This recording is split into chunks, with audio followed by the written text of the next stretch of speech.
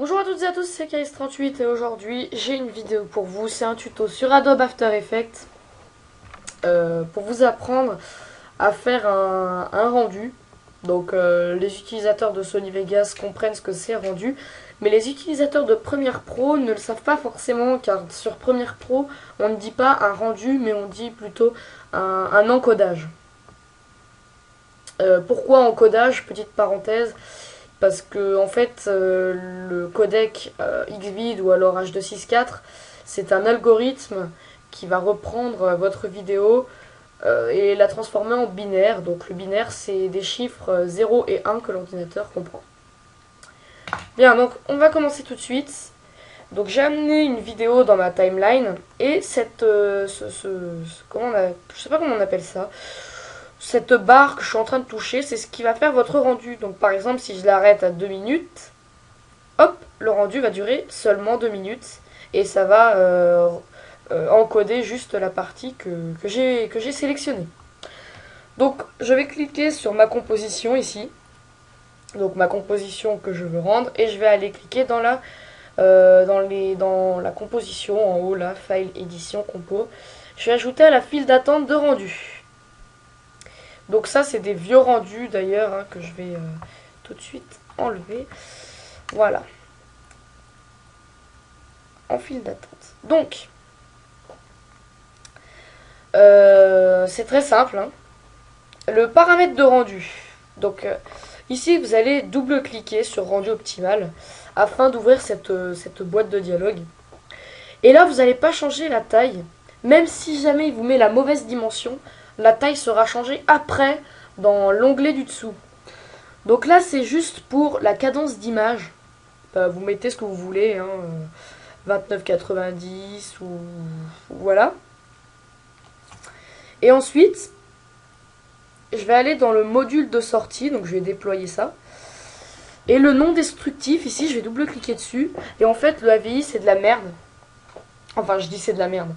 Les gens qui encodent en AVI se trompent souvent parce que AVI c'est vraiment pourri comme type de codec. C'était bien jusqu'en 2009 à peu près. Donc le format, je vous conseille H264, ce qui n'est pas un format en fait, c'est un codec. C'est un algorithme qui va transformer votre vidéo en binaire. Et ensuite, la sortie vidéo, donc option dans l'option de format. Donc je vous dis, ça sort en MP4. Hein. Donc dans l'option de format, selon ce que vous mettez en largeur, donc c'est-à-dire en cliquant sur redimensionner, selon ce que vous mettez dans les pixels, l'option de format va varier. Je m'explique. En fait, souvent il y a des gamins enfin des gamins, je m'excuse de dire ça, il y a des gamins, je vais critiquer un peu. Ils savent même pas ce que c'est un octet, ils savent même pas ce que c'est un bit, ils savent même pas ce que c'est le H264 et ils disent qu'il faut mettre ici 13,5 mégabits par seconde.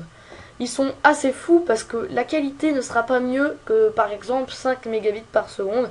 Par contre, la vidéo sera plus de 2 fois plus lourde, pardon, et donc le rendu sur YouTube sera beaucoup plus long. L'upload, excusez-moi, je bug. Donc pour du 720p, alors écoutez-moi bien, c'est très important ce que je vais vous dire. Si c'est un tuto, vous allez mettre ici 3 mégabits par seconde. En fait, c'est le plafond. On ne peut pas faire mieux en qualité pour un tuto. Vous pouvez mettre 4, la vidéo sera plus lourde, mais elle ne sera pas mieux. Je peux même vous le prouver, enfin là je peux pas vous le prouver comme ça, mais je peux vous dire, il y a 3 octets par pixel dans une vidéo. Chaque octet s'occupe d'une couleur. Un octet pour le rouge, un octet pour le vert et un octet pour le bleu. Et ces 3 octets, eh ben si vous mettez en dessous de 3 mégabits par seconde, ils vont devoir se compresser. C'est un peu mal dit, excusez-moi. Si vous mettez plus, ça va aller. Donc 3 mégabits par seconde et débit maximum, en fait, on s'en fout. Ça va pas compter. Donc pour un tuto, 3 mégabits par seconde. Pour un truc qui bouge un petit peu, par exemple, un commentary. Un commentary, donc ça c'est pour la plupart des personnes qui filment avec un PVR ou un Dazzle. vous allez mettre 4 mégabits par seconde. Pourquoi? Parce que ça bouge un petit peu plus. Il y a sûrement une cadence d'image un petit peu plus élevée. Donc va falloir des octets qui travaillent un peu mieux, si je peux m'exprimer ainsi. Et pour une frag movie, je vous conseille 4.5 ou alors 5 si vous voulez vraiment, mais ça sert à rien de mettre plus. Donc voilà, moi je vais mettre 3, écoutez. Ça sera pas lourd et ça sera de très bonne qualité parce que le H264 fait de la très bonne qualité. Je fais OK. Et ensuite, là dans la destination, vous cliquez et vous le mettez où vous voulez le rendre en fait, quel dossier. Et vous l'appelez comme vous le voulez. Donc voilà, je vais rien changer. Hein. Et ensuite, vous cliquez sur rendu. Donc il y a un fichier existant, voilà, je fais OK. Et regardez, ça avance ici. Ainsi que dans la prévisu, c'est comme Sony Vegas. Et puis voilà, quoi, j'ai à peu près fini le tuto.